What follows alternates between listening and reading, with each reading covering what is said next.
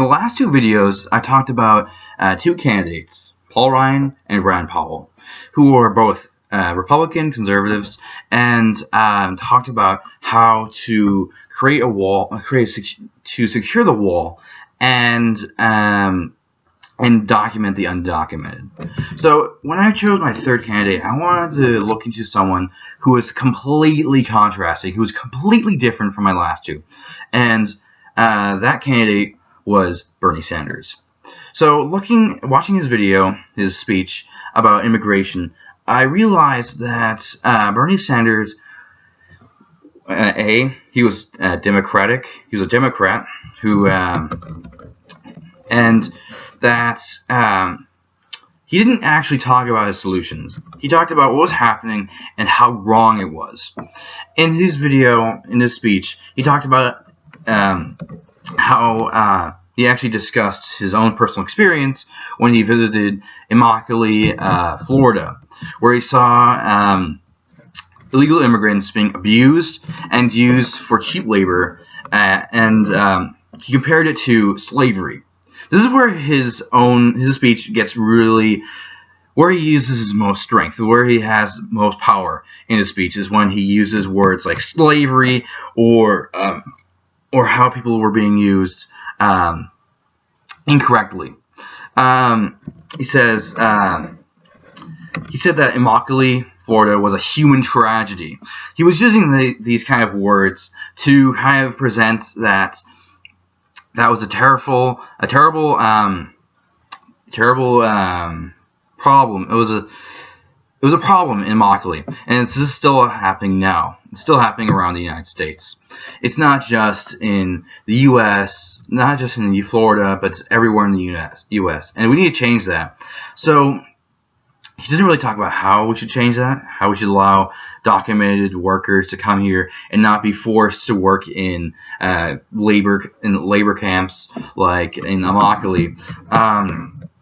But he does talk about how he talks about what's happening, how they're being treated, how they're being basically tortured to just make to grow some tomatoes for our burgers at Burger King and McDonald's. But he doesn't talk about his own solution.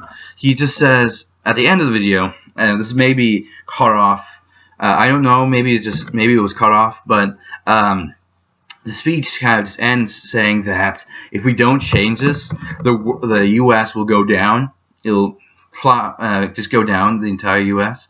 Because if we keep going, if we keep doing this, allowing illegal immigrants to come here and be treated as slaves, our economy or whatever, he says that we will go down.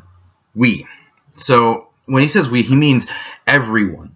But he doesn't actually say why we are being affected by it. He just says that people are being abused, and that's it. So this is where he faces a lot of logical fallacies, such as fear and slippery slope. So the two logical fallacies, what basically they represent, is that during a speech, if they go around a situation, if they talk about one thing and suddenly talk about a different thing, if someone does that, it's a slippery slope logical fallacy. This was the same problem with Paul Ryan when he was discussing how immigrants should come here and go up the levels, and then suddenly talked about securing the wall, securing the border of the U.S. And Bernie Sanders is not. He's not safe from doing that too. He faces this logical fallacy a lot at the end, because he talks about what's happening in Immokalee, how he came there and he saw what's happening with his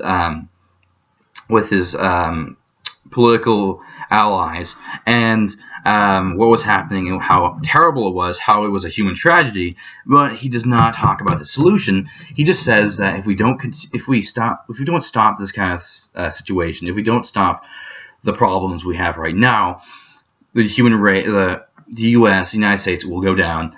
But he doesn't talk about what it is beforehand, and he doesn't talk about it afterwards. So this was really weakened his argument, as well as his use of fear.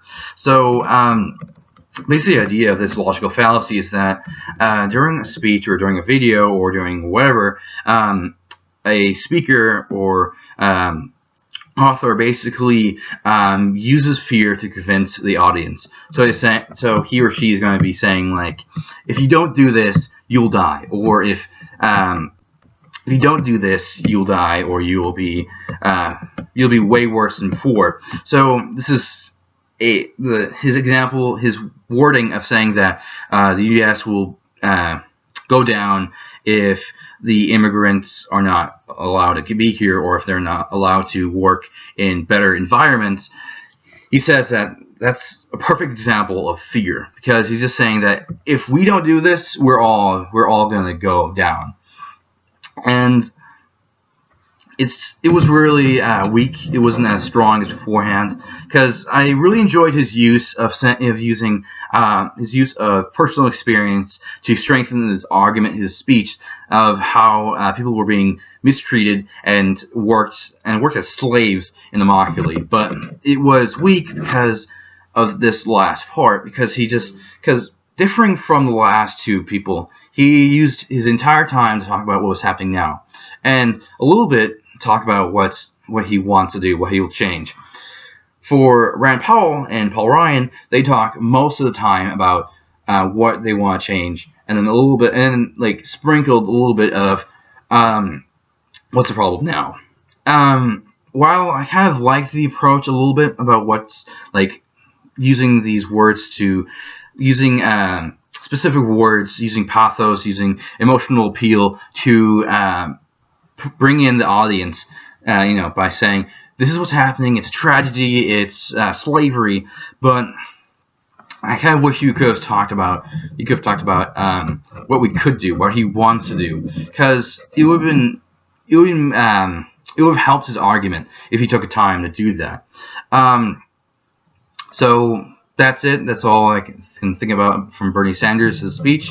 It was short, but had enough pathos, enough specific words, and he used a lot of drama to highlight and strengthen his speech, but he could have used more logical appeal to talk about what he wants to do. But so this is the end of my 3 candidates. In the next one, I'll be comparing all 3 of them and my conclusion on what I think of the situation. Thanks for watching, and see you next time.